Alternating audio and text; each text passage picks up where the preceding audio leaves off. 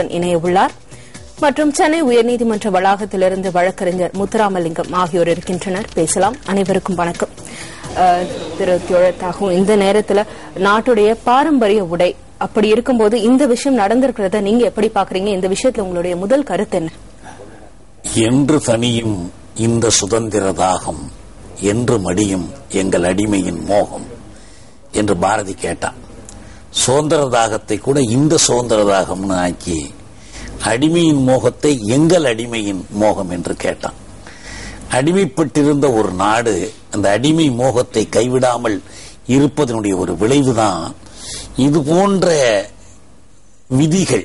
அதாவது வேட்டி கட்டக்கூடாது என்று வேட்டி கட்டியவர்களை உள்ளே விடமாட்டோம் என்று சொல்லக்கூடிய இந்த இடங்கள் எங்கேயோ லண்டன்லேயோ வேற ஒரு நகரத்திலேயோ இல்லை, தமிழ்நாட்டின் தலைநகரத்திலேயே இந்த மாதிரியான விதிகளை நடைமுறைப்படுத்துகிறார்கள் என்றால் இந்த அடிமை மோகத்தை வளர்க்கிற அமைப்புகளாக இவை இருக்கின்றன என்பதைத்தான் காட்டி இது அடியோடு நீக்கப்படணும். உடை என்பது அவருடைய உரிமை. அதில் என்ன நாகரிக குறைவு வந்து விட்டது வேட்டி கட்டிக்கிட்டு போறதுல?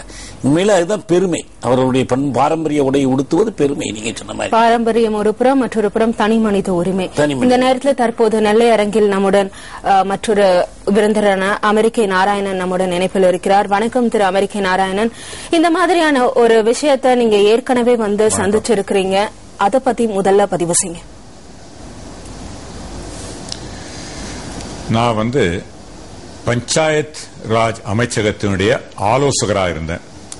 அப்பொழுது ரோட்டரி சங்கத்தில் என்ன வந்து ரூரல் பிசினஸ் ஹப், அதாவது கிராமங்களில் எப்படி தொழில் ஆரம்பிப்பது என்பதை பற்றிய ஒரு பஞ்சாயத் ராஜ் சட்டத்தினுடைய இதை வந்து பேசுறதுக்கு கூட்டிருந்தாங்க. கிராமங்களில் தொழில் நான் எப்பயுமே வேட்டி கட்டுறவன் சொல்ல மாட்டேன், ஆனா வேட்டி கட்டுகின்ற பழக்கமுடைய ஒரு தமிழன்றதுல எனக்கு ஒரு பெருமை உண்டு. கிராமங்களை பற்றி பேசுகிறோமே என்ற நேரத்தில் கிராமத்துடைய நம்ம தமிழ்நாட்டுடைய பாரம்பரிய உடையான வேட்டியை அணிந்து அங்கு சென்றேன். தமிழ்நாடு கிரிக்கெட் அசோசியேஷன்ல ரோட்டரியுடைய அவருடைய அழைப்பின் பெயரில் உள்ளே சென்றேன். கிராமங்களை பற்றி பேச சென்றேன். ஆனா அங்க வந்து என்னை தடை செஞ்சாங்க. தடை செஞ்சுட்டு நீங்க வேட்டியோட உள்ள போக கூடாதுனாங்க. நான் வந்து சத்தம் போட்டு பார்த்தேன், சண்டை போட்டு பார்த்தேன், முடியல. அப்புறம் நான் என்ன பண்ணேன், நான் செய்யும் அணியும் வேட்டியை விட கிராமங்களின் முன்னேற்றம் முக்கியம் என்பதற்காக அருகில் சென்று ஒரு பக்கத்துல கடையில பேண்ட் வாங்கி போட்டுக்கிட்டு போய் அன்னைக்கு பேசினேன். இதுதான் உண்மை. அதற்கு பிறகு நான் அதை அன்றைய முதலமைச்சராக இருந்த கலைஞரிடமும் பிறகு இன்றைய முதலமைச்சராக உள்ள திருமதி செல்வி ஜெயலலிதா அவர்களிடமும் இதை சொன்னேன். அப்போ அவங்க சொன்னாங்க, நான் அதுல ஒரு இது சொன்னேன், வேட்டிக்கு அவமரியாதை தமிழ்நாட்டிற்கு அவமரியாதை. மாண்புமிகு முதல்வர் அவர்களை தமிழகத்தின் வேட்டிக்கு தமிழ் உடையின் தடையை நீக்குகன்னு போட்டோம். இதை செய்ய முடியாதுன்னு சொல்லிட்டாங்க. அதற்கு பிறகு ரைட் டு இன்ஃபர்மேஷன் ஆக்ட்ல எந்தெந்த இடங்கள்ல தமிழக தலைநகரத்தில் என்னால சொல்ல முடியும், boat club, Tamil Nadu cricket association, இது போன்ற சென்னை கிளப், மெட்ராஸ் கிளப் இருக்கு. இந்த போன்ற கோயம்புத்தூர்ல கூட இந்த மாதிரி கிளப்ல இருக்கு. அன்றைய காலகட்டங்களில் நேஷனல் டிவிலையும் எடுத்தாங்க. இந்தியா ஃபுல்லா இந்த மாதிரி ஒரு, அதாவது அவர் எனக்கு முன்னாடி சொன்னார் தியாகு, ஒரு ஏப்பிங் தி பெஸ்ட் சொல்லுவாங்க, குரங்கு மாதிரி ஒரு வெள்ளைக்காரர்கள் எதை செய்கிறார்களோ தொப்பி எடுத்தா கீழே போடுமே, அதை மாதிரி செய்யக்கூடிய நிலை தமிழகத்தில் இருக்கின்றது. மிகவும் வருந்தத்தக்கது. இதற்கு தமிழக அரசினுடைய வரி உரிமைகள் பெற்றவைகள், அங்க வந்து லிக்கர் லைசன்ஸ் இருக்குது, இதெல்லாம் கேன்சல் பண்ணாலே அவங்க பண்ணிட முடியும். ரொம்ப சுலபமான காரியம். இது என்ன சொல்றாங்க, இது தனிநபர்கள் சேரும் இடம், அவர்களுடைய உரிமை அவர்கள் முடிவு செய்கிறார்கள், அதனால் இது பாதிக்கும் வகையிலே தலையிட முடியாது என்று சொல்கிறார்கள். அப்போது தமிழக அரசு ஒன்னும் சொல்ல வேணாம், எங்களுக்கு என்று உங்களுக்கு ஒரு லைசன்ஸ் தரும், உங்களுக்கு உரிமையை அங்க வந்து லிக்கர் விற்கிற உரிமையை தரும், அதை கேன்சல் பண்றோம்னு சொன்னாலே போறோம், தன்னால அவங்க செஞ்சிருவாங்க. இது தமிழகத்திற்கும் தமிழர்களுக்கும் ஏற்படுகின்ற அவமான சின்னத்தை இனிமேலாவது இதை துடைக்க வேண்டும். இல்லை என்றால் இதற்கு ஒரு போராட்டம் நடத்தவும் தமிழ் தலைவர்களும் நானும் இணைந்து செயல்பட தெரியா இருக்கு. நீங்க நேரடியா ஏற்கனவே பாதிக்கப்பட்டிருக்கீங்க. அதே மாதிரி நேற்று உயர்நீதிமன்ற நீதிபதியும், அதாவது கடந்த சில நாட்களுக்கு முன் உயர்நீதிமன்ற நீதிபதியும் வழக்கறிஞர்களும் பாதிக்கப்பட்டிருக்காங்க. இதற்கு முன்பு கடந்த 1980வது காலகட்டத்தில் உச்சநீதிமன்ற முன்னாள் நீதிபதி கிருஷ்ணய்யர் கூட இந்த மாதிரியான ஒரு பிரச்சனையினால பாதிக்கப்பட்டிருக்கிறார். தொடர்ந்து அது பற்றி பேசுவதற்கு முன்பாக தற்போது சென்னை உயர்நீதிமன்ற வளாகத்தில் நம்முடன் வழக்கறிஞர் முத்துராமலிங்கம் இணைந்திருக்கிறார். வணக்கம் திரு முத்துராமலிங்கம். இந்த மாதிரியான குறிப்பிட்ட சில கிளப்புகளுக்கு என விதிமுறைகளும் சில ஹோட்டல்களுக்கு என விதிமுறைகளும் இருக்கு. அவர்கள் அந்த கட்டுப்பாட்டில் செயல்படுறாங்க. அதை கண்காணிக்கவோ அல்லது அரசுக்கு உரிமை இருக்கா அதனை மாற்றவோ?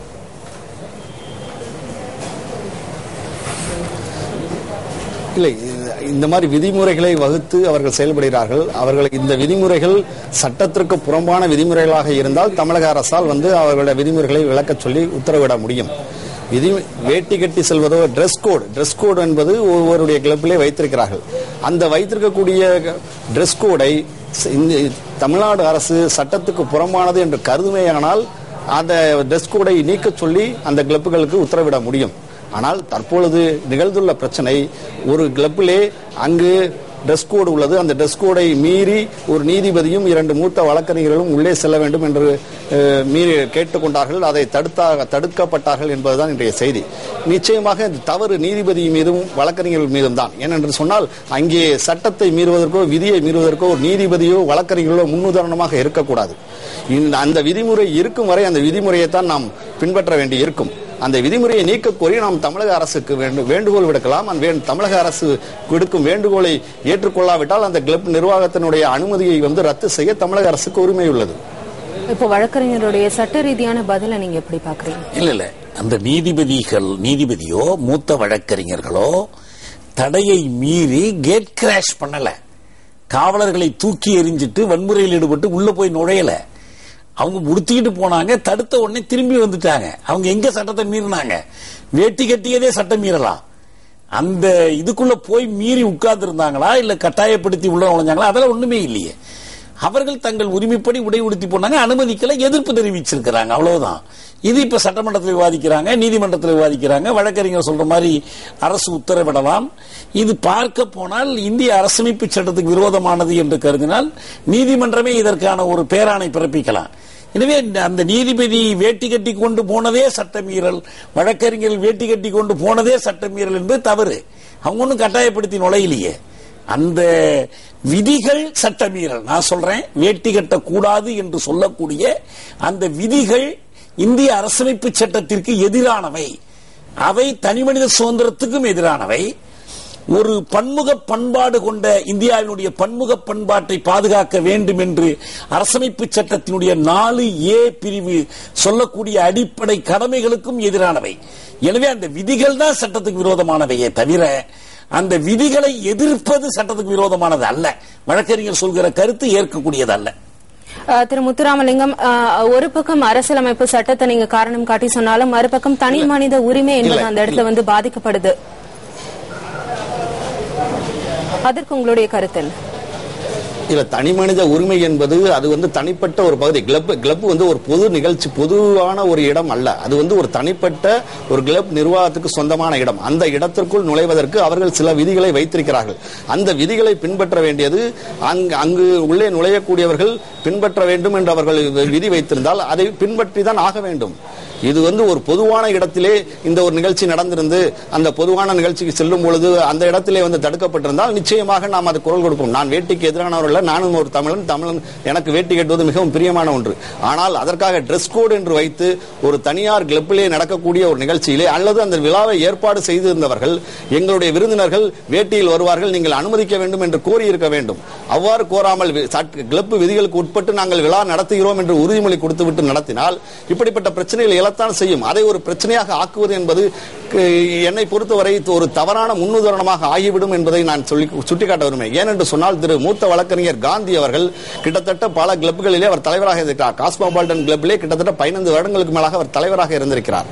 அந்த அவருக்கு பணியாற்றிய கிளப்புகள், அவர் இருக்கக்கூடிய கிளப்புகளிலே இதே ட்ரெஸ் கோட் இன்றும் உள்ளது. எனவே இது ஏதோ ஒரு பின்னணியில் செயல்படுவதாக நான் கருதுகிறோம். இது ஒரு வழக்கறிஞரும் ஒரு நீதிபதியும் சென்று ஒரு விதியை மீறுவதாக பிரச்சனை எழுப்புவது என்பது நாமல் அனுமதிக்க கூடாத ஒரு விஷயம். திரு அமெரிக்க நாராயணன், இந்த மாதிரி பெரும்பாலான கிளப்புகள்ல நீங்க கூட ஆர்டிஐல கேட்டீங்க தவறு. ஒரு திரு அமெரிக்க நாராயணன், நீங்க ஒரு நிமிஷம் அவர் தொடர்ந்து பேசுங்க. அவர் சொல்கின்ற நமது வழக்கறிஞர் சொல்வது தவறான செய்தி. ஏனென்றால் எனக்கு தெரியும், காஸ்மோபாலிட்டன் கிளப்ல காந்தி இருக்காரு. இதற்கு முன்னால அங்க நான் மெட்ராஸ் ரேஸ் கிளப்ல மெம்பரா இருக்கேன். இந்த கிளப்ல நாங்க வேட்டியை கட்டிக்கிட்டு போக முடியும். ஒரு காலகட்டங்கள்ல இங்கேயும் வேட்டி கட்டிட்டு போக முடியாதுன்னு என்று இருந்தது. என்னுடைய நண்பர் காந்தி அவர்கள் அங்க தலைவராக இருந்த பொழுது வேட்டி கட்டி போய் கொடியை ஏற்றினார் காஸ்மோஸ் கிளப்ல. இன்று காஸ்மோஸ் கிளப்ல எனக்கு தெரிந்தவரை வேட்டியை அனுமதிக்கிறார்கள். இது ஒரு காலகட்டத்தில் பல கிளப்ல இருந்ததுன்றது உண்மை. இது நண்பர் தியாகு சொன்னது போல தவறான ஒரு சட்டம். இந்த சட்டத்தை மீற வேண்டியது நம் எல்லோருடைய கடமை. ஆனா அவர் சொன்னாரு, ஒரு தனி இடத்துல அவங்களுக்குள்ள ஒரு ஒழுங்குகளை வைத்துக் கொண்டு, ஏன்னா இது வந்து அரசுடைய இடம் இல்ல, அப்ப அதை வைத்துக் கொள்ள உரிமை இருக்கிறது. எப்படி எனக்கு தனி மனிதனான உரிமை இருக்கிறது நான் ஒத்துக்கிறேன். ஆனா இந்த மாதிரி தவறான சட்டங்கள் அரசுடைய அங்கீகாரம் பெற்று அரசுடைய லைசன்ஸ் பெற்று இயங்கக்கூடிய இடங்கள்ல தமிழக அரசும் இதே போல இந்திய அரசும் இதை போன்ற தவறான சட்டங்களை எடுக்க முயற்சி செய்து நீக்க வேண்டும். இல்லை என்றால் தமிழர்கள் அனைவரும் இணைந்து போராட வேண்டும். ஜாதி, மதம், மொழி, இனம், கட்சி வேறுபாடின்றி.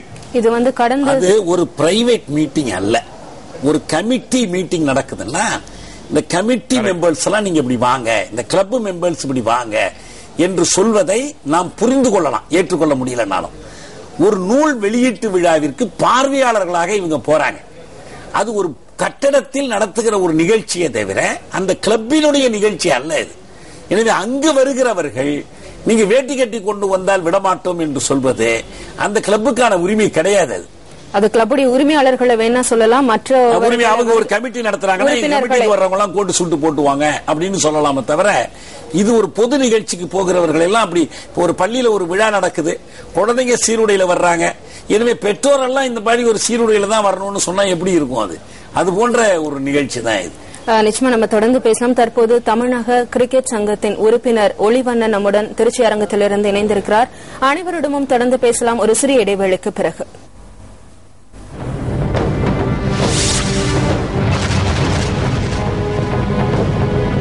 இணைந்திருக்கிறார் திருச்சி அரங்கிலிருந்து. வணக்கம் திரு ஒளிவண்ணன். தற்போது நடைபெற்ற இந்த விஷயம் மூலமா ஒரு விஷயத்தை நம்ம பார்த்து பேசிட்டு இருக்கோம் விரிவா. இந்த நேரத்தில் கிளப்புகளுக்கு என இந்த மாதிரியான விதிமுறைகள், அது குறித்து விரிவா சொல்லுங்க. அந்த விதிமுறைகள் என்ன கூறப்பட்டிருக்கு, எதன் காரணமா இப்படி ஒரு சம்பவம் நிகழ்ந்திருக்கு? நான் ரெண்டு விஷயத்த முதல்ல தெளிவுபடுத்த விரும்புறேங்க. ஒரு செய்தி நான் இந்த சங்கத்தினுடைய இது போன்ற 4-5 கிளப்ல நான் உறுப்பினர் தான். இந்த சங்கத்தினுடைய நிர்வாக அமைப்புல நான் இல்ல ஒன்னு சொல்லிடுறேங்க. ரெண்டாவது என்னுடைய பெயர் ஒளிவண்ணன். என்னுடைய மகன்கள் இனியன் எழில. நான் தமிழ் குடும்பத்தை சார்ந்தவன். தமிழுக்காக நான் மற்றவர்களைப் போல எந்த விதத்திலும் சளைத்தவன் அல்ல. இப்ப நம்ம இந்த விஷயத்துக்கு வருவாங்க. இந்த கிளப் அப்படிங்கிற அமைப்பு உறுப்பினர்களை கொண்டது. அந்த கிளப்ல இருக்கிறவங்க எல்லாருமே பாத்தீங்கன்னா 80% தமிழர்கள் தான். அவங்க வீட்டு நிகழ்ச்சிகள், சிறப்பு நிகழ்ச்சிகள் எல்லாத்துலயுமே வேட்டி கட்டிட்டு போறவங்க தான். வேட்டிக்கு யாருமே எதிரி இல்லை. ஒரு அமைப்புன்னு வரும்போது அந்த அமைப்புக்குள்ள இப்படிலாம் நம்ம நடந்துக்கணும் அப்படின்னு ஒரு சில விதிமுறைகள் வைத்திருக்காங்க. அது இந்த மாதிரி கிளப்ஸ், ரோட்டரி கிளப்ஸ் எல்லாத்துலயுமே ஒரு யூனிஃபார்மிட்டிக்காக வச்சிருக்காங்க. அதனால இந்த உடை குறைந்தது, அந்த உடை அதிகமானது அப்படின்னு இல்லை. சிலதுல ஷார்ட்ஸ், சின்ன குறுகலான சட்டைகள் போடக்கூடாது அப்படிங்கறதெல்லாம் அந்த உறுப்பினர்களாக சேர்ந்து எடுக்கப்பட்ட ஒரு முடிவு தான். இது பாத்தீங்கன்னா மெஜாரிட்டி ஆஃப் உறுப்பினர்கள் வேண்டாம் அப்படின்னு மாத்தணும்னு நினைச்சா மாத்திக்கலாம். உதாரணத்துக்கு காஸ்மோபாலிட்டன் கிளப்ல ஏற்கனவே சொன்னது போல அங்க வேட்டி அனுமதி இல்லாம இருந்தது. ஆனா பின்னால காந்தி அவர்கள் வரும்போது அதை மாத்தினாங்க. அதனால மெஜாரிட்டியான உறுப்பினர்கள் வேண்டாம்னு முடிவு பண்ணாங்கன்னா அந்த விதியை மாத்திக்கலாம். அந்த விதி அங்க அன்று இருந்தது என்பது உண்மை. இங்க எங்க தவறு நடந்தது அப்படின்னு சொன்னா, அந்த சங்கத்துல அந்த நிகழ்ச்சியை ஏற்பாடு பண்ண தோழர் என்ன செஞ்சிருக்கணும் அப்படின்னா, பொதுவாக நாங்கள்லாம் அந்த மாதிரி நிகழ்ச்சிகள் நடக்கும்போது அந்த நிகழ்ச்சியை அழைப்பதை அனுப்பும் போது அதுல நாங்க சொல்லுவோம், இங்க உடை கட்டுப்பாடு உண்டு, இந்த சங்கத்தினுடைய உடை கட்டுப்பாடுக்கு ஏற்ப நீங்க வரணும் அப்படின்னு சொல்லியிருந்தா அதுல சங்கடமே இல்லை. அதனால இப்படி வந்திருக்காங்க. அது நிச்சயமாக தவிர்க்கப்பட்டிருக்க வேண்டியது. ஏன்னா நான் அந்த சங்கங்கள்ல ஏற்கனவே சொன்னது போல உறுப்பினராக தான் இருக்கிற தவிர நான் நிர்வாக கமிட்டியில எதுலயும் உறுப்பினர் இல்லை. என்னுடைய இது பாயிண்ட் ஒரு சங்கம் அவங்க இப்படி உடைகள் வைத்துக்கணும் அப்படின்னு சொல்றாங்க, ஒரு கட்டுப்பாடு. இப்போ காலையில கூட நான் சென்னையை சேர்ந்தவன் தான். திருச்சிக்கு கும்பகோணத்துக்கு ஒரு கல்லூரிக்கு வந்திருந்தேன். அந்த கல்லூரியில கட்டுப்பாடு செல்போனை கல்லூரியில பயன்படுத்தக்கூடாது அப்படின்னு. இப்ப நான் என்னை மாதிரி இப்ப விசிட்டர்ஸ் அங்க போகும்போது என்ன செய்ய முடியும், அவங்க ரிக்வெஸ்ட் பண்றாங்க, சார் நீங்க மாணவர்கள் புழங்குற இடத்துல வேண்டாம், தனியான ஒரு இடத்துல பேசுங்கன்னு சொல்றாங்க. அது எப்படிங்க, நான் அங்கிருந்து வந்திருக்கேன் பேசுவேன் தான் நான் சொல்ல முடியாது.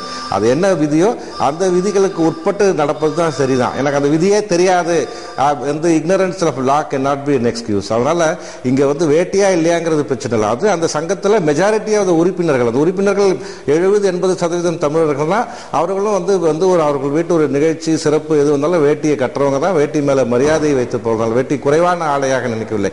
ஏன் அப்படி வச்சிருக்காங்க ட்ரெஸ் அப்படிங்கறது அந்த உறுப்பினர்கள் தான் தீர்மானிக்க வேண்டியது. நாளைக்கு காந்தி போல ஒரு தலைவர் அதை மாத்திட்டு போலாம். ஆகவே இதுதான் என்னுடைய கருத்து. நீங்க உங்களுடைய கருத்துக்களை பதிவு செஞ்சிருக்கீங்க. ஆனால் இந்த தடை என்பது ஒரு கலாச்சார அடையாளத்தை குலைக்கும் ஒரு தடையா இருக்கிறத நீங்க எப்படி பாக்குறீங்க? இப்ப உறுப்பினர்களுக்கு அவங்க ட்ரெஸ் கோடு வச்சுக்கிறது வேற, ஒரு நிகழ்ச்சிக்கு வரக்கூடியவர்கள் எல்லாம் இப்படித்தான் வரணும்னு சொல்றது வேற. ரெண்டுக்கும் வித்தியாசம் இருக்கு. அவர் சொன்ன மாதிரி அப்படி அறிவிக்கப்படவும் இல்லை. வர்றவங்க எல்லாம் என்ன உடையில வாங்க, இல்லைன்னா இதுக்கு வராதிங்க அப்படிங்கிற மாதிரி அவங்க சொல்லல. அதே போல ஒரு செல்போன் என்பதற்கான ஒரு காரணம் இருக்கு. அது படிப்புக்கு இடையூறாக இருக்கும், அந்த இடத்துல அதை பயன்படுத்தக்கூடாது என்பது சரியானது. அதை ஒரு பொதுக்கூட்டத்தில் கூட நாங்க அறிவிக்கிறோம். எல்லாரும் செல்போனை மௌனம். இப்ப இங்க நான் வரும்போது நீங்க சொல்றீங்க செல்போன் ஆஃப் பண்ணி வச்சிருங்கன்னு சொல்றீங்க. இல்ல நான் இங்க உட்கார்ந்துக்கிட்டே நான் செல்போன் பேசுவேன் நான் சொல்ல முடியாது. அந்த கட்டுப்பாட்டுக்கு உட்பட்டு தான் நான் வர்றேன். ஆனா வேட்டி கட்டி கொண்டு போது கூட்டத்துக்கு எந்த இடையூறுமே கிடையாது.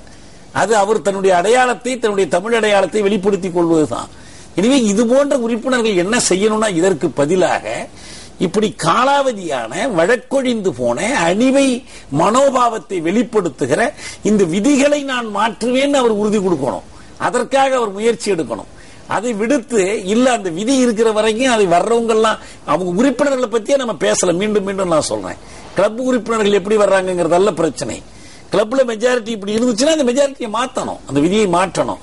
இது ஒரு பாரம்பரிய அடையாளம்னா நிச்சயமா நான் ஒன்று கேள்விப்பட்டிருக்கேன். தொடர்ந்து பேசலாம். திரு அமெரிக்க நாராயணன், தற்போது உங்களுடைய கருத்துக்களை சொல்லலாம். இன்னொரு விஷயம், நீங்க ஏற்கனவே இப்படி ஒரு விஷயத்துல பாதிக்கப்பட்டிருக்கும் போது அப்போது மன ரீதியா நீங்க எந்த மாதிரியான உளவியல் பிரச்சனைகளை சந்திச்சீங்க? உண்மையிலேயே உளவியல் பிரச்சனைன்றது தனி மனிதனாக நான் எதையுமே சந்திக்கல. அதை தெளிவா சொல்ல விரும்புறேன். ஏன்னா நான் இருக்கிற ஒரு ப்ரொஃபஷன்ல இந்த மாதிரி எதிர்ப்புகள் பல விஷயங்கள்ல வருவது உண்டு. நானும் தியாகவும் கூட பல விஷயங்கள்ல கருத்து வேறுபாடு முன்பு பட்டிருக்கோம். இல்ல நான் அவரோட கருத்து வேறுபடுறேன். ஆனால் எனக்கு கருத்து வேறுபட்டு எனக்கு மாறுபட்ட கருத்துக்கள் இருப்பதில் தவறே கிடையாது.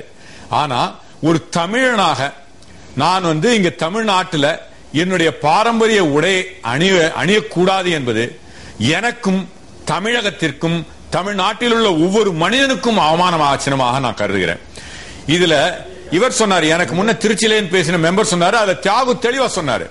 அவர்களுக்கு என்று ஒரு தனி உரிமை உண்டு, அதை யாரும் மறுக்கல, அவர்களுக்குள்ள பண்ணட்டும். என்ன கூப்பிடச்சு அவங்க அழைத்தவர்கள் என்கிட்ட சொல்லிருக்கணும், அவங்க மறந்து போய் சொல்லாம இருக்கலாம். அப்போ இது அவங்களுடைய மெம்பர்களை அவர்கள் சரியாக சொல்லாதது என்னை கட்டுப்படுத்தாது. ஒன்று. இரண்டாவதாக தியாகு சொன்ன மாதிரி, அதாவது காலத்திற்குள்ள ஒரு இந்த ஏப்பிங் தி பெஸ்ட், இந்த அடிமை மனப்பான்மை ஒழியணும். இந்த மெம்பர்களே வீறு கொண்டு எழணும். இதுல பல பேர் இதை படிக்கிறதே இல்ல. ஒரு சில 5 இல்ல 10 பேர் உட்கார்ந்துகிட்டு அங்க சட்டம் போட்டுக்கிட்டு காலத்திற்கு ஒவ்வாத சட்டம் போட்டு இந்த பணமும் திமிரும் அந்நிய ஆதிக்கத்திற்கான மனோபாவத்தை இன்னும் கடைபிடிக்கிறார்கள் என்றால், ஒன்று அந்த கிளப் மெம்பர்ஸே மாத்தணும், எப்படி காந்தி மாத்தினா மாதிரி, நமது வழக்கறிஞர் காந்தி மாத்தினா மாதிரி. இல்லை என்றால் அரசு இதை மாற்ற உடனே நடவடிக்கை எடுக்க வேண்டும்.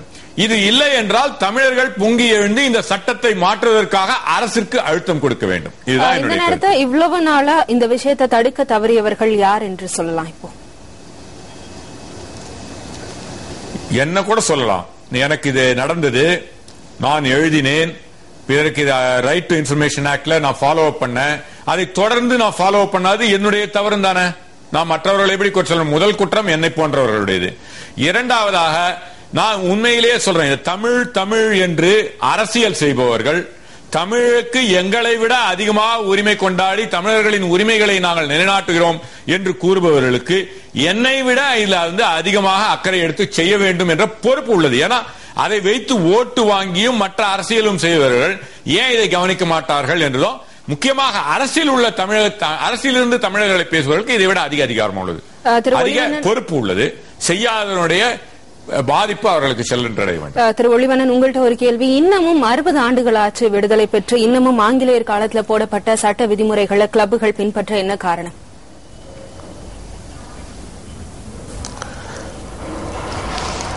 இன்னைக்கு வந்து பேண்ட் போடுறது வந்து ஒரு கேவலமான விஷயமா யாரும் கருதல. பேண்ட் வந்து அதையும் வந்து நம்ம அங்கீகரிச்சிட்டோம். அதனால வந்து பேண்ட் போடுறதுனால நான் வந்து தமிழ் இல்லைன்னு சொன்னேன்னா அது நான் வந்து நிச்சயமா ஏற்றுக்க முடியாது. நான் அந்த கிளப்புக்கு வக்காலத்து வாங்கல. நானும் வந்து என்னன்னா சில நேரங்களில் வந்து அந்த அப்படி ஒரு அவர்கள் வந்து அங்க வந்து அவமானப்படுத்திருக்க வேண்டிய அவசியமே இல்லை. அப்படி வந்து விதிகளை வந்து சில நேரங்களில் தளர்த்து வந்து அனுமதிச்சிருக்கணும் தான் நானும் சொல்றேன். அதாவது உறுப்பினர்கள் சொன்னது போல உறுப்பினர்கள் என்ன முடிவு பண்றாங்களோ அதை செஞ்சுக்கலாம். வெறும் பனியன் போட்டுட்டு வரணும்னு எல்லா உறுப்பினர்கள் நினைச்சிட்டாலும் அது அவங்க விருப்பம், தடுக்க முடியாது. சில இடங்கள் அந்த மாதிரி இருக்கு. நீங்க ரொம்ப ஃபார்மலா ட்ரெஸ் போட்டு வர முடியாத இடங்களும் இருக்கு.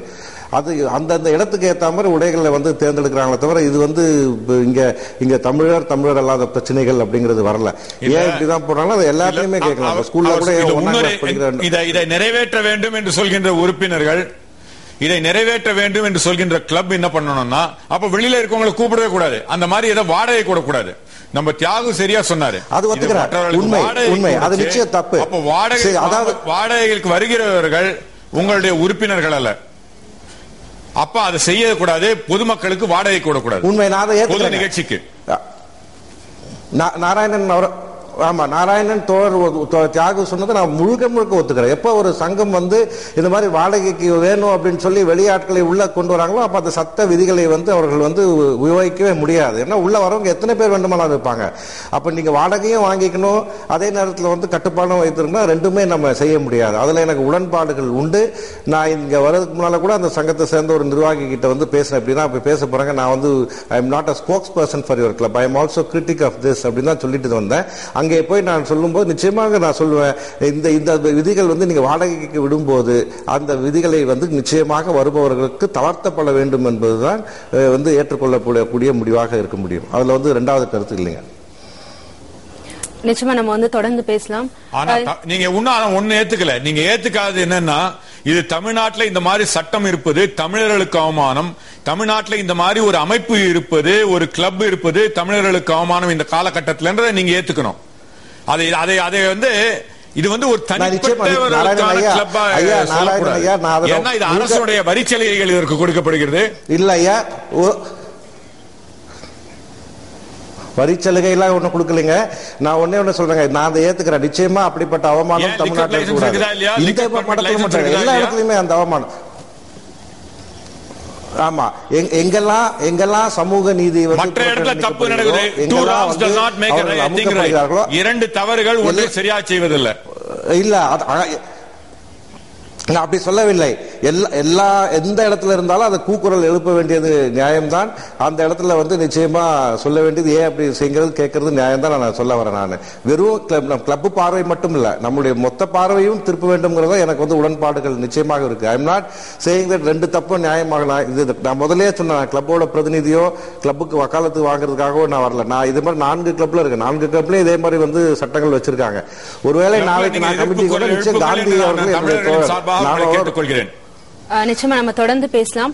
வேட்டி அணிந்து மனிதனாகவே நிச்சயம் குரல் எழுப்பேன். தமிழனுக்காக மட்டுமல்ல, மனிதனாகவும் நான் குரல் எழுப்புவேன். எங்கு சமூக நீதி புறக்கணிக்கப்படுகிறதோ அங்கு குரல் எழுப்பக்கூடியவன். அதனால காந்தியும் நானும் வந்து ரோட்டரி கிளப்ல சேர்ந்தவர்கள் தான். ரோட்டரி கிளப்ல உள்ள சட்ட விதிகளும் வந்து அவருக்கும் தெரியும், எனக்கும் தெரியும். காஸ்மோபாலிட்டன்லயும் நாங்க உறுப்பினர்கள் தெரியும். ஆகவே எனக்கு எங்கு வாய்ப்பு கிடைக்கும், ரோட்டரி சங்கங்கள்ல ஆங்கிலத்துல தான் பேசிக்கிட்டு இருந்தாங்க, ஆங்கிலம் தான் நடத்துவாங்க. நான் வந்து ஆளுநராக 3 ஆண்டுகளுக்கு முன்னால் வந்ததுக்கு அப்புறம் தமிழை கொண்டு வந்து பேசணும். இன்னைக்கு தமிழ் அக்செப்டபிள் ஆயிடுச்சு, எல்லாருமே தமிழ் வந்து பேசுறாங்க. அதனால நம்ம தான் என்னை பொறுத்த வரைக்கும் சமூகத்தை மாற்றணும், முதல்ல நம்மை மாற வேண்டும் அப்படிங்கறது முக்கியம். காந்தி சொன்னது போல, நான் சொல்றது மகாத்மா காந்தி சொன்னது போல, you be the change you want to see in the society. எனக்கு அப்படி நாராயணன் போல எனக்கு ஒரு அவமானம் வந்திருந்தால் நான் அதை தொடர்ந்து அதை செஞ்சிருப்பேன், மாத்திருப்பேன், ஓடி போயிட மாட்டேன். நிச்சயமாக எனக்கு ஒரு வாய்ப்பு இந்த சங்கத்தில் நாளைக்கு ஒரு கமிட்டி உறுப்பினராக வரக்கூடிய வாய்ப்பு கிடைத்தால் நிச்சயமாக மாற்றுவேன் என்பதை தான் நான் சொல்ல வருகிறேன். நான் ஏற்கனவே ரோட்டரி சங்கத்தில் பல மாற்றங்களை செய்து விட்டோம். அதே போல இது போன்ற கிளப்ல மாற்ற பெரிய பிரச்சனையே இல்லை, செய்வோம். அந்த சட்டத்தை மாற்றணும் அப்படின்றதுதான் பெரும்பாலானவர்கள் சொல்லியிருக்கிறாங்க. தொடர்ந்து பேசலாம்.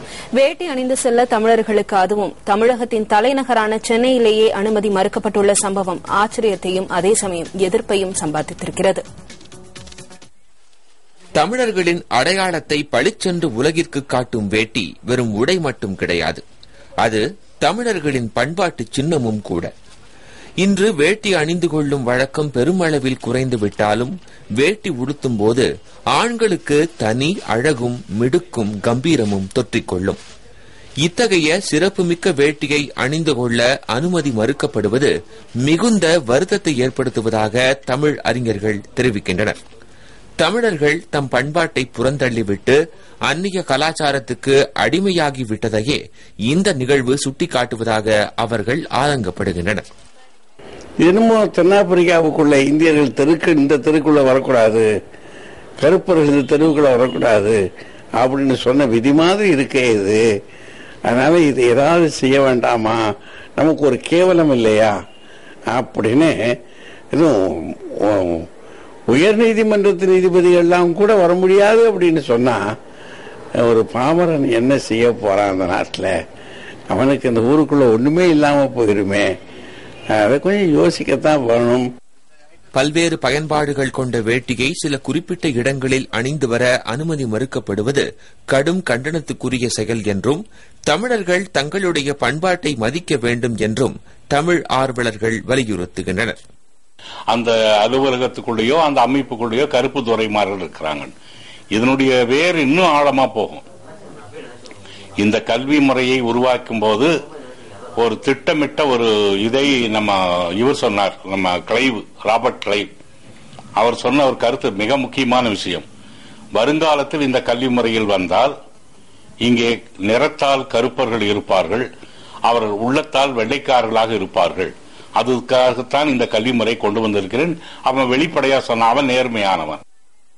உலகமயமாக்கல் என்ற பேரலை இந்தியாவையும் விட்டு வைக்கவில்லை என்றாலும் நம்முடைய பண்பாட்டையும் பாரம்பரியத்தையும் காக்க வேண்டியது மிக மிக அவசியம் என்பதே இந்த நிகழ்வு நமக்கு அறிவுறுத்தும் பாடமாக உள்ளது.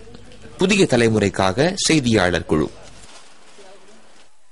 சமூக ஆர்வலர்கள் மற்றும் தமிழ் அறிஞர்களின் கருத்துக்களை பார்த்தோம். தொடர்ந்து விவாதத்தை தொடரலாம்.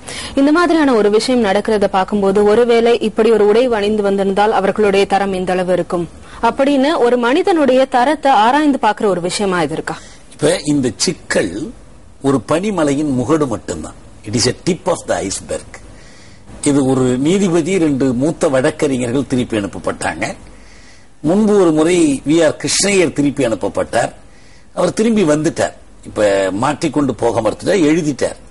ஆனா இந்த உடை பண்பாடு, பார்த்தொழுகும் கலாச்சாரம், ஏப்பிங் கல்ச்சர் அப்படின்னு சொல்றாரு பாருங்க, அந்த பார்த்தொழுகிற அந்த பண்பாடு என்பது வெறும் cosmopolitan clubs, rotary clubs, cricket கிளப்ஸ்ல மட்டும் இல்ல, நம்ம குழந்தைங்க படிக்க போற பள்ளிக்கூடத்திலேயே இருக்கு.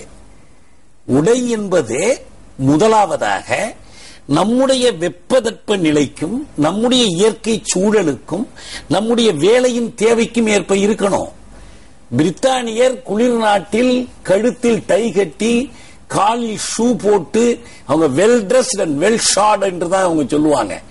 இங்க எதுக்காக ஷூ போடணும், இங்க எதுக்காக சாக்ஸ் போடணும், இங்க எதுக்காக டை கட்டணும்? இது எல்லாமே அபத்தம். இது எனவே இது நாடு முழுக்க நடந்துகிட்டு இருக்கு. நீங்க ஏதோ காஸ்மோபாலிட்டன் கிளப்ஸ் பற்றி மட்டும் பேச வேண்டாம்.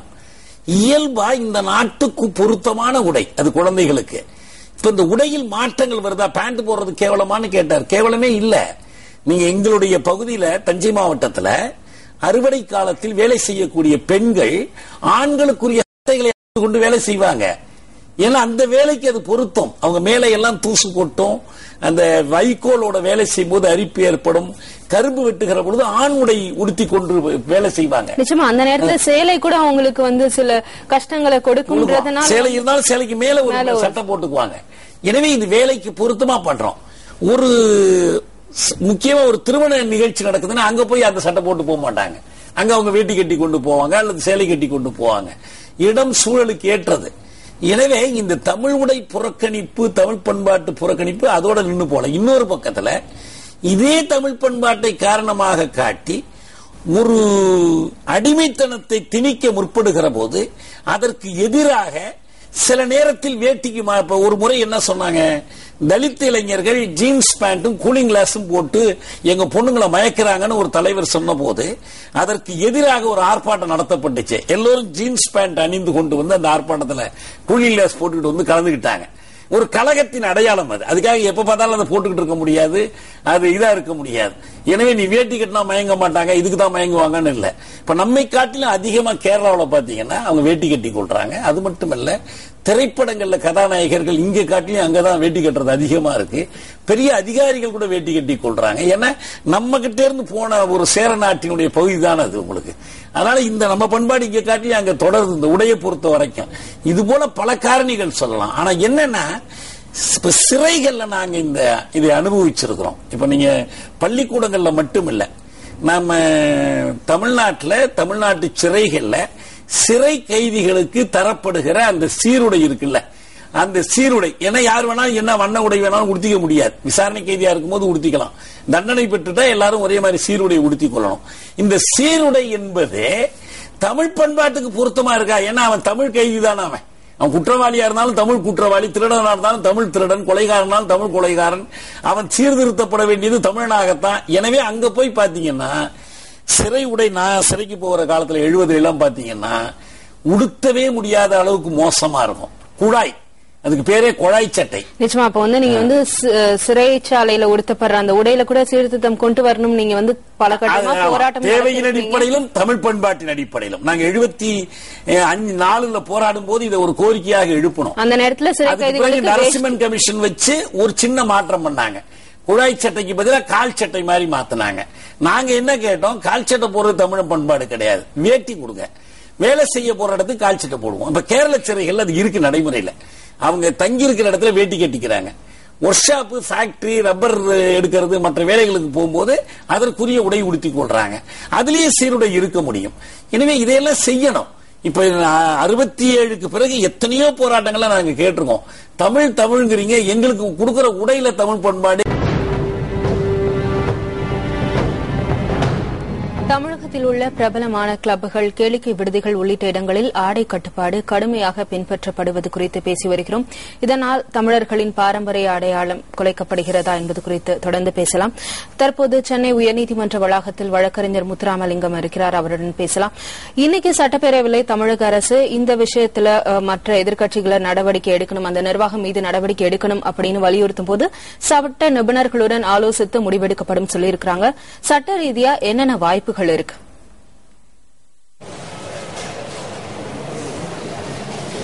இது தமிழ்நாடு சொசைட்டிஸ் ரெஜிஸ்ட்ரேஷன்ஸ் ஆக்ட் படி இந்த கிளப்புகள் செயல்படுகின்றன. தமிழ்நாடு அரசாங்கம் அவர்களுக்கு இந்த இன்ஸ்பெக்டர் ஆஃப் ரெஜிஸ்ட்ராரை வைத்து அவர்களுடைய சங்கத்திலே விதிமுறைகள், உங்களுடைய விதிமுறைகள் தமிழ் பண்பாட்டிற்கும் தமிழகத்தினுடைய கலாச்சாரத்துக்கும் எதிராக உள்ளது, எனவே உங்களுடைய விதிமுறைகளை மாற்றிக்கொள்ளுங்கள் என்று அவர்களுக்கு நோட்டீஸ் கொடுக்க வாய்ப்புள்ளது. அந்த நோட்டீஸ்க்கு பிறகும் அவர்கள் அந்த விதிமுறையை பின்பற்றினார்கள் என்றால் அந்த கிளப்புகள் மீது அவர்களுக்கு கொடுக்கப்பட்டிருக்கும் உரிமையை ரத்து செய்வதற்கு தமிழக அரசுக்கு உரிமை உள்ளது. ஆனால் இங்கு எனக்கு முன்னால் பேசிய அனைவரும் இங்கு இருக்கின்ற விதிமுறைகளை தொடர்ந்து பேசுங்க வழக்கறிஞர் திரு முத்துராமலிங்கம். விதிமுறைகளை ஒரு விதிமுறை இருக்கும் பொழுது உடை கட்டுப்பாடு என்ற ஒரு முறை என்பது எல்லா இடத்திலும் பின்பற்றக்கூடிய ஒன்றாக உள்ளது. அதை ஒரு விதியாக பின்பற்றக்கூடிய ஒரு தனியார் கிளப்பிலே ஒரு நிகழ்ச்சி நடக்கும் பொழுது அந்த நிகழ்ச்சிக்கு பார்வையாளராக செல்லும் பொழுது இந்த உடையுடன் நான் வரலாமா என்று கேட்டுக்கொள்வது அந்த பார்வையாளராக செல்பவர்களுக்கும் உள்ள கடமை உண்டு, அந்த நிகழ்ச்சி ஏற்பாடு செய்வதும் கடமை உண்டு. எனவே இங்கு உள்ள விஷயங்கள் வேட்டி கட்டி சென்றார்கள், அவர்களை தடுத்து விட்டார்கள் என்று நாம் ஆக்ரோஷப்படுவதற்கு முன்னால் ஒரு நீதிபதியோ ஒரு வழக்கறிஞர்களோ ஒரு விதிமுறை இருக்கின்றது என்கின்ற பொழுது அந்த விதியை அவர்கள் ஏற்றுக்கொண்டு அந்த நிகழ்ச்சிக்கு செல்லாமல் பிரச்சனை செய்யாமல் இருப்பதுதான் என்னை பொறுத்த வரைக்கும் சரியான வழிமுறை என்று நான் சொல்வேன். அந்த விதிமுறைகளை மாற்றி இருந்தால் அவர்கள் சென்றிருக்கலாம். ஆனால் விதிமுறையை மீறி நான் செல்ல வேண்டும் என்று அவர்கள் கோரியிருப்பது, ஒரு அறிக்கை விடுவது என்பது இது ஒரு விளம்பரமாகத்தான் பார்க்கப்பட வேண்டும். திரு அமெரிக்க நாராயணன், இதற்கு உங்களுடைய கருத்து என்ன? இந்த விஷயம் தொடர்ந்தால் ஒருவேளை பெரிய உயர்ந்த பதவியில் இருக்கும் மனிதர்கள் எப்படின்றதுனால வெளியே வருது, ஆனா சாமானிய மக்களும் இந்த மாதிரியான விஷயங்கள்ல பாதிக்கப்பட்டிருப்பாங்கல்ல, இது தொடர்ந்தால் என்னவாகும்? உண்மைதான். முதல்ல அவர் சொல்வது தவறு. நானோ இல்ல அங்கு சென்ற நீதிபதியோ எனது நண்பர் வழக்கறிஞர் காந்தி அவர்களோ அங்குள்ள அன்றைய காலகட்டத்தில் விதிமுறைகளை மீறவில்லை.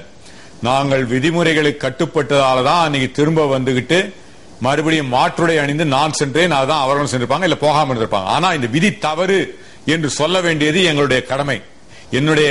எனக்கு இது முன்ன பின்ன தெரியாது. இந்த மாதிரி தமிழகத்தில் இருக்கிற கிளப்ல தமிழ்நாட்டிற்கு தமிழர்களுக்கு எதிரான ஒரு விதிமுறை, தமிழர்களை அசிங்கப்படுத்தும் நோக்கத்தில் உள்ள விதிமுறை இருக்கிறது என்று நான் கண்டும் காணாமல் இருந்தால் நான் தமிழனாக இருப்பதற்கு தகுதியற்றவன் என்பதை நான் சொல்ல விரும்புகிறேன்.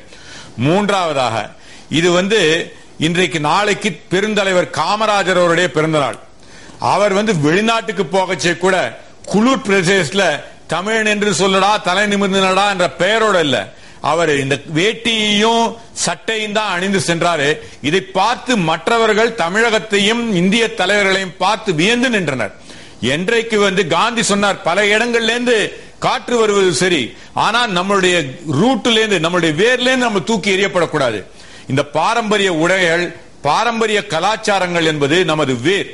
இதிலிருந்து தூக்கி எறியப்படுகின்ற அளவு இருக்கக்கூடிய விதிமுறைகள் தவறு. எனக்கு முன் பேசிய நண்பர் தியாகு செறிவாக சொன்னார், இந்த பள்ளிகளிலேயே இளம் பிள்ளைகளுக்கு வெளிநாட்டு உடைகளை அணிய சொல்லி ஒரு சீருடை என்ற பெயரிலே திணிக்கப்படுவது தவிர்க்கப்பட வேண்டும். நான் மறுபடியும் சொல்றேன், வெளிநாட்டு உடைகள் அணியப்படுவது தவறல்ல. நான் வெளிநாட்டு உடைகள் பேண்ட் ஷர்ட் சூட் அணிகின்றவன் தான். ஆனால் அது திணிக்கப்படக்கூடாது. இது தமிழ்நாட்டில் தமிழக பாரம்பரியத்தை அவர்கள் வளரும் போது சொல்லிக் கொடுக்க வேண்டியது நமது கடமை. அதை செய்யாத பொழுது தமிழக அரசின் கடமை தனியார் பள்ளிகளையும் ஏன் அரசு பள்ளிகளிலும் அவ்வாறு செய்தால் அதை மாற்ற வேண்டிய முயற்சிகளை எடுக்க வேண்டிய தமிழக அரசு, தமிழ் ஆர்வலர்கள், என்னை போன்றவர்களுடைய கடமை. அதை சுட்டிக்காட்டுவது என கடமை. இன்று தமிழக அரசு இதை மாற்ற முயற்சி செய்வோம், இதற்கான நடவடிக்கையை எடுக்க பார்க்க போகிறோம் என்பதை நான் வரவேற்கிறேன். இந்த நேரத்தில் திரு ஒளிவண்ணன், உங்ககிட்ட ஒரு கேள்வி. நீங்க உறுப்பினரா தான் இருக்கீங்க, ஆனால் அந்த நிர்வாகிகளிடையே என்ன மாதிரியான ஒரு மனநிலை இருக்கு? வேஷ்டி என்பது ஒரு தரக்குறைவான ஒரு விஷயமா அவங்க கருதுறார்களா, அல்லது மனிதர்களை பொருளாதார ரீதியாக பிரிப்பதற்கான ஒரு அடையாளமா அவங்க பாக்குறாங்களா? நான் பேசினவருக்கு ரொம்ப வருத்தப்பட்டாரு. என்ன அடிப்படையில் அவங்க எல்லாருமே வேட்டி கட்டுறவங்க தான். அந்த எந்த நல்ல நிகழ்ச்சியாக இருந்தாலும் சரி, திருமணம் போன்ற நிகழ்ச்சி, அவர்கள் கோவில் சார்ந்த நிகழ்ச்சி எதுவாக இருந்தாலும் வேட்டி கட்டிட்டு தான் முன்னால போறாங்க. அதனால வேட்டியை அவர்கள் புனிதமாக கருதுகிறவர்களாக தான் நான் நினைக்கிறேன். நான் பேசினதுல இருந்து அவர் சொன்னார், it was very very unfortunate, வருத்தமான நிகழ்ச்சி அப்படின்னு தான் என்கிட்ட சொன்னாரு. அவர் வழக்கறிஞர் சொன்னது போல இது அந்த அமைப்புல அங்க இருக்கிறவர்களாக கூடி சேர்த்து ஏத்துக்கிட்ட ஒரு விஷயம். இதுல மாறணும் அப்படின்னா அங்க இருக்கிற உறுப்பினர்கள் மாறணும். நான் இதை மட்டும் ஒரு ஐசோலேட்டடா நான் பார்க்கல. இப்போ திடீர்னு இன்னைக்கு ஒரு கிளப் நாளைக்கு அப்படிங்கறத விட நான் என்ன நினைக்கிறேன்னா, ஒட்டுமொத்த சமுதாயத்தை, இப்போ ஜாகு சொன்னது போல பள்ளிக்கூடத்திலிருந்து தொடங்குறது போல இந்த சமுதாயத்துல ஒட்டுமொத்தமாக மேக்ரோஸ்கோப் மைக்ரோ லெவல்ல பாக்குறத விட மேக்ரோ லெவல்ல மொத்தமாக பார்த்து எங்கெல்லாம் இந்த மாற்றங்களை, அந்த உணர்வுகளை, முதல்ல அடிப்படையில் உணர்வே இல்லை, தமிழ்ல பேசுறதே கேவலம்னு இன்னைக்கு நினைக்கிறான். அந்த மாதிரி ஆங்கிலத்தை பேசணுங்கிறது தான் முக்கியமா நினைக்கிறான். பள்ளிக்கூடங்களும் அப்படியே நடந்துகிட்டு இருக்கு. குழந்தைய அங்கிருந்தே நம்ம மாத்தணும். அதனால நம்ம ஒட்டுமொத்தமாக பார்க்கும்போது இதெல்லாம் தானாக போய்விடும். ரெண்டாவது, நான் என்ன நினைக்கிறேன்னா, இதுல எல்லாம் நம்ம நம்மை போன்ற ஆர்வலர்கள்லாம் இதுல உள்ள வரும்போது என்னென்ன மாற்றங்களை நம்மால் உருவாக்க முடியுமோ அந்த மாற்றங்களை உருவாக்கணும். அதைதான் எங்களை போன்ற நாங்களும் தமிழ் ஆர்வலர்கள் தான். நாங்களும் அந்த என்னெல்லாம் செய்ய முடியுமோ அந்த வாய்ப்பு கிடைக்கும் போது செய்து கொண்டுதான் இருக்கிறோம். அப்படி ஒன்றும் அங்க யாரும் வெறி பிடிச்சுக்கிட்டு ஒரு ஃபெனட்டிக்ஸ் எல்லாம் இருக்கிற மாதிரி தெரியல. இது அங்க ஏன் போடல அப்படின்னா அது தனிப்பட்ட விவாதம். வேட்டி சிறந்ததா பேண்ட் சிறந்ததாங்களா பட்டிமன்றம் இல்லை. நிச்சயமாக தமிழ் கலாச்சாரத்துக்கு எதிராகவோ தமிழர்களுக்கு எதிராகவோ அப்படிலாம் அங்க அந்த மாதிரி ஒரு எண்ணமும் இல்லை. அதே நேரத்தில் ஒரு மேற்கத்திய கலாச்சாரத்துடைய தாழ்வு மனப்பான்மையா அப்படின்னா அப்படியே இல்லை. அப்படி பார்த்தா இன்னைக்கு ஒட்டுமொத்த சமுதாயத்தில் எல்லாமே அப்படிதான் இருக்குது. டேபிள் சேர்ல உட்காந்து சாப்பிட்றதுல இருந்து தட்டில் வச்சு சாப்பிட்றது எல்லாமே இருக்கு. இதுல எதெல்லாம் நம்ம பிரிச்சு செக்ரிகேட் பண்ண போறோங்கிறது முக்கியம். ரெண்டாவது, உடை அந்தந்த பகுதிக்கு எது வசதியோ அதுதான். ஐயா தியாகு சொன்னது போல ஒரு இடத்துல வேலை செய்யும் போது இந்த உடை சரியா இருக்கு, அந்த உடைகள் தான் செய்யணும். இதுல தஞ்சை பெரிய கோயில்ல ஒரு பெரிய தீ விபத்து நடந்த போது ஆண்களை விட பெண்கள் அதிகமாக இறந்து போனாங்கன்னு சொல்லும் போது அதுக்கு சொன்ன ஒரு காரணம் பெண்கள் புடவை கட்டிட்டு இருந்ததால அவங்களால வேகமா ஓட முடியல அப்படின்னு சொன்னாங்க. அதனால உடைகள் எந்த பகுதிக்கு சௌரியமோ அதை தான் செய்யணும். இன்றைக்கு ஐடி செக்டர் எல்லாம் பாத்தீங்கன்னா ஜீன்ஸ் போட்டுக்கிட்டு டிஷர்ட் போட்டுக்கிட்டு தான் வேலை செய்ய வராங்க, கோட்டு சூட்டு போட்டுக்கிட்டு வரல. எந்தெந்த இடத்துக்கு ஒரு காலகட்டத்தில் நமக்கு அந்த உடை தேவைப்பட்டது. ஏன்னா நாங்கெல்லாம் ஒரு பரம்பரையா சட்டை போடாம வந்த பரம்பரை. ஒரு பரம்பரையில முதல்ல படிச்சு மேல வரும்போது அந்த அடையாளம் அம்பேத்கர் அவர்களுக்கு எப்படி கோட்டு சூட்டு அடையாளமாக இருந்ததோ அந்த அடையாளம் என் தந்தைக்கும் இருந்தது, எனக்கும் இருந்தது. ஆகவே அந்த அடையாளத்துக்காக தான் நம்ம பேசிட்டு இருக்க ஒரு விஷயம் ஏன் அந்த நிர்வாகத்துல இந்த மாதிரியான ஒரு மனப்பாங்கு இருக்கு அப்படின்றது, தனி மனிதர்கள் நீங்க சொல்ற மாதிரி ஒட்டுமொத்தமா தான் இந்த மாற்றம் வரணும் அப்படின்றதெல்லாம் அடுத்த கட்டம். இதற்கு முன்பாக நம்ம விவாதிக்கிறதுக்கு முன்னாடி மக்களிடம் இதே கேள்விகளை முன்வைத்தோம். இதற்கு மக்கள் என்னென்ன பதில் சொன்னாங்கன்றதை இப்ப பார்க்கலாம்.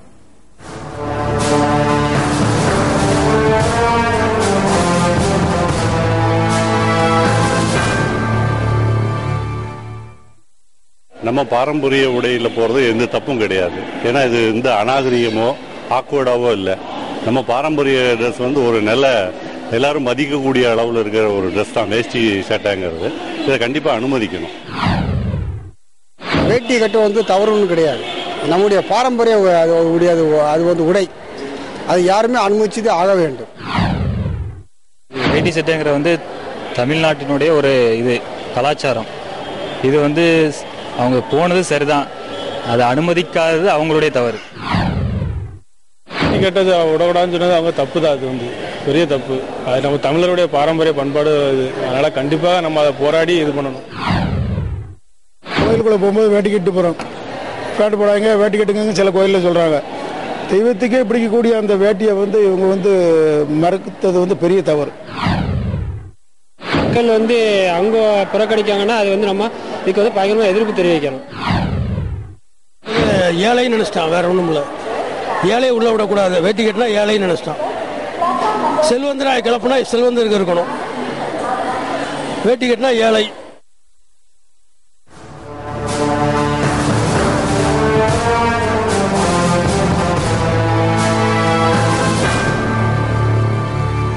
தற்போது விவாதத்தின் நிறைவு பகுதிக்கு வந்துவிட்டோம். தற்போது தியாகு நீங்க சொல்லுங்க, அதாவது இந்த வேட்டி அப்படின்ற ஒரு விஷயம் தனி மனித சுதந்திரம், கலாச்சாரத்தின் அடையாளம், இதெல்லாத்தையும் தாண்டி அந்த உற்பத்தி துறையில, கைத்தறி உற்பத்தியில பல தொழிலாளர்கள் இருக்கிறாங்க.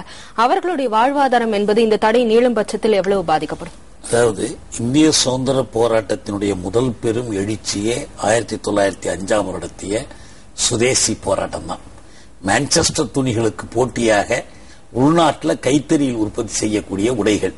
இப்ப அங்கிருந்து அவர்கள் பேண்ட், கோட்டு, சூட்டு நீங்க கொண்டாந்து சந்தையில் விற்கும் போது அதற்கு மாற்றாக நம்முடைய வேட்டி, சட்டை, சேலை என்பது நம்முடைய அடையாளமாக விற்கப்பட்டது. தந்தை பெரியார் கைத்தறி ஆடைகளை தோளில் சுமந்து சென்று விற்றவர் அவர். பிற்காலத்தில் திராவிட முன்னேற்ற கழகம் கைத்தறியை பாதுகாப்பதற்காக அண்ணா உட்பட கைத்தறி விற்பனையை ஒரு இயக்கமாகவே நடத்துறாங்க. இன்றைக்கு நாடு முழுவதும் காதி போர்டுகள் மற்றது எல்லாமே வைத்திருக்கிறாங்க.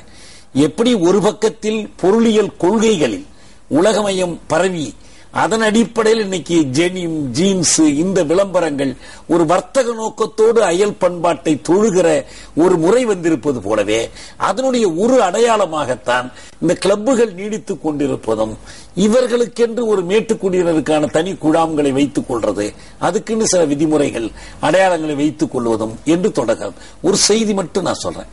தென்னாப்பிரிக்க விடுதலைக்காக போராடி 27 ஆண்டு சிறையில் இருந்த நெல்சன் மண்டேலா பற்றி ஒரு செய்தி அழகா சொல்லுவாங்க. அந்த நாட்டில் பரவலாகவே எல்லோரும் ஆங்கிலேயர்களைப் போல உடுத்துகிற ஒரு மரபு வந்துடுச்சு. அவரும் அப்படி உடுத்துவார். ஆனால் சிறப்பான நிகழ்வுகள், தேசிய நிகழ்வுகள், விழாக்கள் என்றால் தான் பிறந்த கோசா பழங்குடிக்குரிய அந்த தனி உடையைத்தான் அவர் உடுத்திக் கொள்வார். நிச்சயமா இந்த நேரத்தில் திரு அமெரிக்க நாராயணன் கிட்ட ஒரு கேள்வி. மற்ற இனங்களை ஒப்பிடும்போது தமிழர்கள் தங்களுடைய அடையாளத்தை இழந்து வரும் நேரம் எதுவோ அப்படின்னு கருதப்படுதா? அந்த அடையாளத்தை இழக்காமல் இருக்க இனியும் என்ன செய்ய வேண்டும்? முதல்ல எனக்கு முன்ன திருச்சியிலிருந்து பேசிய நண்பர் சொன்னாரு, அந்த கிளப்ல எல்லாரும் நான் இதை படிச்ச அந்த கிளப்ல மேனேஜ்மெண்ட் கிட்ட நான் பேசினேன். அதுல ஒரு சில பேர் ரொம்ப தெளிவாக சொன்னாங்க, எங்க கிளப்போட ரூல் இதை நாங்க மாத்திரதா இல்லன்னு சொன்னாங்க. அந்த முயற்சியில் நாரீங்கன்னா இப்போ ஒண்ணு அவங்க இல்லாம இருக்கலாம். இரண்டாவதாக இது மாற்றப்பட வேண்டும் என்பதில் எந்த விதமான அவர் சொன்னாரு, மேக்ரோ லெவல்ல பார்க்கணும், உயர்ந்த நிலையில பார்க்கணும். அதாவது திங்க் குளோபலி ஆக்ட் லோக்கலின்னு நீங்க மேக்ரோ லெவல்ல பார்க்கச்சே உங்க இடத்துல நானும் என் இடத்துலயும் நம்ம மாற்றங்களை உருவாக்க ஒவ்வொருத்தரும் முயற்சிக்க வேண்டும். அதை முயற்சியை அவர் செய்ய வேண்டும் என்று நான் அன்போடு கேட்டுக்கொள்கிறேன். மூணாவதாக நீங்க சொன்னீங்க, இது ஒரு பாரம்பரியம் அழிந்து வருது. சில இடங்கள்ல அதாவது காலம் மாற வச்சே சில இதுல இது மாறக்கூடிய வாய்ப்பு இருக்குது. அது மாறத்தான் மாறும். நம்ம கலாச்சாரம்ன்றது மாறும். ஆனா அடிப்படை கலாச்சாரமான தமிழ், நம்மளுடைய வாழ்க்கை முறை, நம்மளது உடைமுறை, இவைகளை திணித்து மாற்றக்கூடாது. நம்ம பேண்ட் போட்டிருக்கோம், இது வந்து யாரும் கட்டாயப்படுத்தல. ஆனால் எனக்கு பேண்ட் தான் போடணும்னு சொல்வதோ இல்ல, அது வந்து தவறானது. அதுவும் நம் தமிழ்நாட்டில் வந்து சொல்வது தவறானது. இது மாற்ற வேண்டும். இளம் வயதிலிருந்தே இதை மாற்றக்கூடிய பயிற்சிகளை நம்ம கொடுக்கணும். நிச்சயமா வேட்டி என்பது ஒரு பாரம்பரியத்தின் அடையாளம். நம்மளுடைய கலாச்சார உடைகள் என்பது பாரம்பரியத்தை காப்பது மட்டுமல்லாமல் தனி மனித உரிமையாகவும் இருக்கிறது. இது சீர்குலையாமல் இருக்க இது போன்ற கிளப்புகள் மற்றும் ஹோட்டல்களின் விதிகளை தளர்த்தவோ அல்லது அரசு சில மாற்றங்களை கொண்டு வர முன்வர வேண்டும் என்றுதான் இந்த தரப்பில் கோரிக்கை விடப்பட்டுள்ளது. இதுகுறித்து அனைவருடைய கருத்துக்களுக்கும் நன்றி.